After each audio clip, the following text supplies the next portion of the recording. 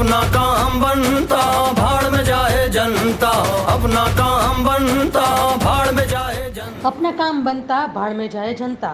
આ પંક્તિ શબ્દ સાચી પડી હોય તેવું આ વિડીયોમાં જણાઈ રહ્યું છે. જી હા, આ વાયરલ વિડીયો ગાંધીધામ નગરપાલિકા ઉપપ્રમુખનો છે, જે પોતાની જવાબદારી અને ફરજ પડતી મૂકી નાચવામાં મદમસ્ત છે. ચોમાસાની સિઝન હવે શરૂ થઈ ગઈ છે.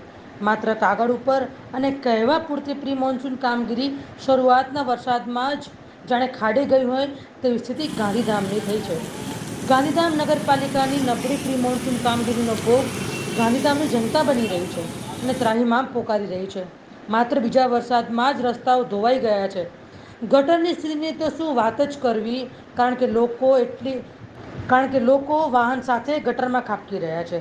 રસ્તાની હાલત તો એટલી હદે બિસ્માર છે કે પાણી ઘરોમાં ઘૂસી રહ્યા છે. આટલી ગંભીર પરિસ્થિતિને આંખ આડા કાન કરી ગાંધીધામ નગરપાલિકા ઉપપ્રમુખ પાર્ટીમાં વ્યસ્ત છે. જાણે પોતાની જવાબદારીનું તો ભાન જ કોઈ બેઠા હોય તેવી રીતે મસ્તીમાં ઝૂમી રહ્યા છે.